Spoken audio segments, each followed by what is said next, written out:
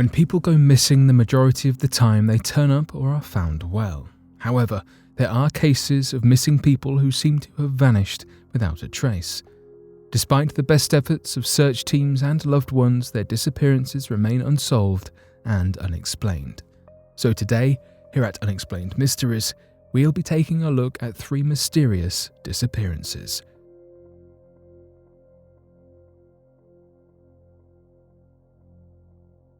The disappearance of Paula Jean Weldon.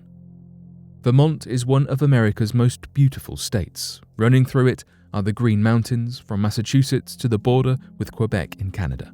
The mountains encompass a 273-mile hiking route called the Long Trail, which was created in 1910. It coincides with the famous Appalachian Trail, another tranquil, scenic walking route on America's east coast.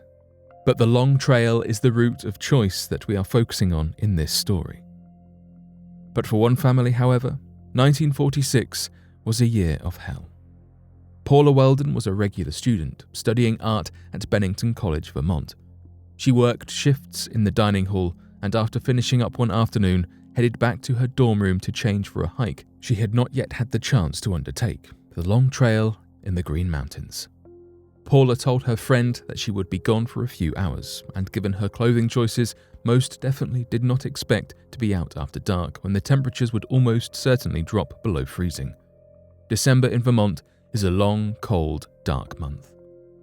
After leaving the school grounds and heading towards the mountains, a man named Louis Knapp claimed to have picked up a girl matching Paula's description on Route 67. Just after 4 p.m, she was spotted by locals in the small stretch of road between Bickford Hollow Brook and Hellsbrook, meaning that Knapp did indeed drop her off at her intended location. Paula walked about a mile down the road to Woodford Hollow, where she would start her hike on the Long Trail. The student had not been walking for long when she came across another group of hikers of whom she asked directions. Little did they know that they would be the last people to ever see the girl alive. When Paula failed to return to college that evening, her friends quickly grew worried. Local authorities were contacted the next morning, and then the police. But the odds were stacked against the search party from the start, as the new day revealed a thick sheet of fresh snow covering the ground. The local police force in the area was badly organised, and thus the investigation was headed up by the local sheriff, the state attorney, and a private investigator. Students and some law enforcement officers from neighbouring states joined the search, but to no avail. Paula Jean Weldon had simply vanished in the mountains. A waitress at a diner in neighbouring state Massachusetts claimed she had served a disturbed young lady fitting Paula's description some days later. Officers were baffled by this revelation, but a lack of evidence saw it investigated no further. Strangely, Paula's father then disappeared himself for nearly 2 days upon the waitress's admission, leaving some to believe that he may have been involved. A popular early theory was that Paula had eloped with a lover. Some classmates claimed that she had grown disillusioned with and distracted from her studies, and it was rumoured that her father was not impressed by a boy she had been seeing. Claims as to where Paula's body lay were made for years after the case was closed, but no evidence was found to support these. To this day, Paula is presumed to have died in the Green Mountains. Unfortunately, police could never rule out foul play, with abduction, kidnapping, and assassination all viable avenues. By whom, however? Well, that has never been established, and nearly 80 years later, it is unlikely to ever be.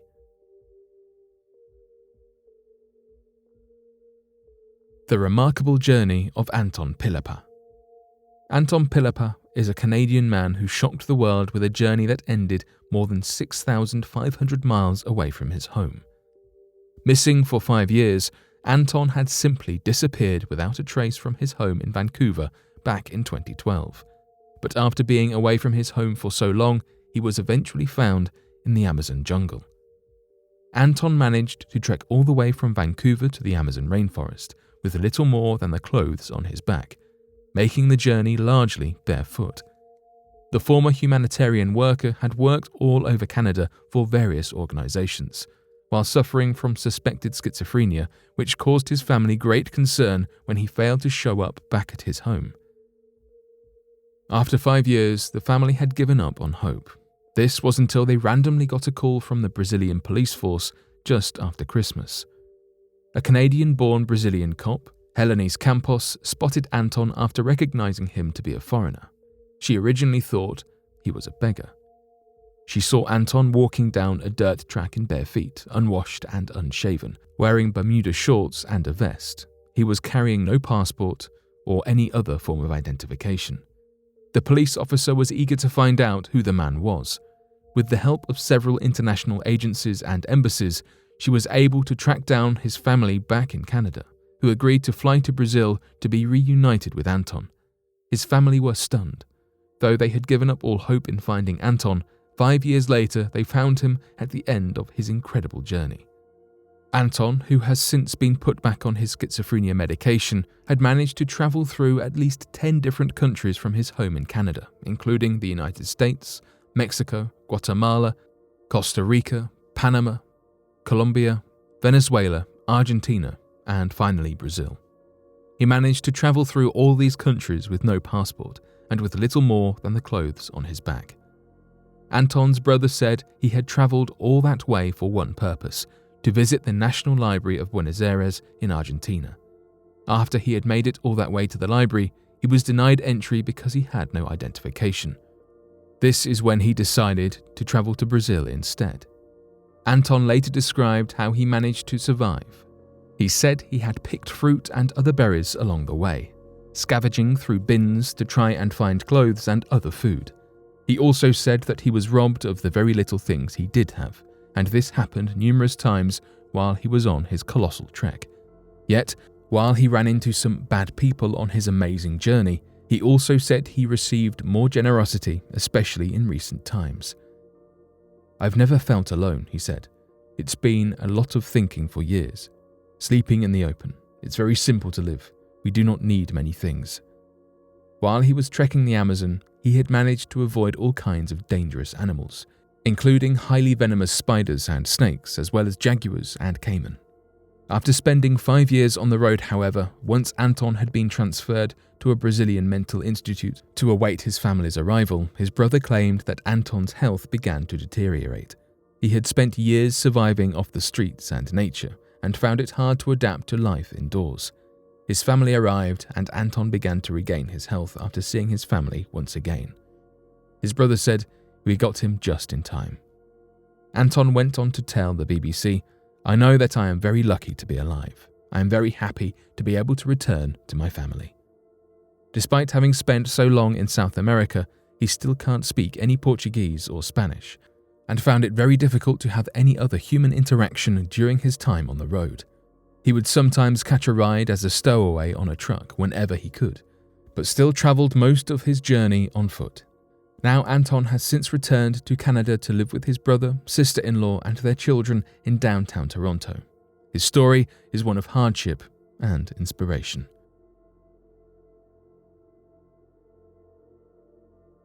George Allen Smith IV disappeared on his honeymoon. George Allen Smith was only 26 years old when he set out to a honeymoon aboard a Royal Caribbean cruise ship with the love of his life, Jennifer. What was supposed to be an adventure of a lifetime filled with everlasting love resulted in pure disaster. As soon as their ship, the Brilliance of the Seas, was sailing in waters between Greece and Turkey, the newly wedded groom disappeared overboard. The captain believes it was an innocent accident. However, Smith's parents believe in their minds George Allen Smith's life was taken from him and was not an accident. Immediately, they set up a $100,000 reward for whoever could reveal anything about a perpetrator. Yet, there was more evidence and circumstance to consider before any formal declaration could be made. Apparently, in the night leading up to the accident, a ruckus of drinking and gambling was ensuing at the casino. That was not even half of the story. A passenger who was staying next door to Smith believed he heard intense arguing on the Smiths' balcony that same evening. Another passenger claimed that they heard furniture moving. Later, Jennifer was found completely passed out in the hallway. Early in the morning, other passengers snapped photos of what they believed to be mysterious bloodstains on the lifeboat canopy beneath the balcony. But nothing was especially worth incrimination until a video featuring 4 men surfaced to the Smith family attorney. While passing the camera around, the men comment about Smith's death and flash gang signs, yet none of the men ended up being charged. It is not surprising that they denounce having any involvement with the case. Believing the case was just a pure, untimely accident in the end, the FBI in Connecticut dropped the case, much to the family's dismay. What further angered the family was the fact that all of the Smiths' boat belongings were going to Jennifer, who had remarried since the accident. In a Facebook post, they expressed their anger about how her whereabouts during his death was unknown, and that she was trying to stop them from finding out what really happened that day. The suspicions about her were never pursued. Many years later, we still do not know what happened on that fateful day of the 5th of July, 2005. Was it a murder or was it an accident? Perhaps we will never know.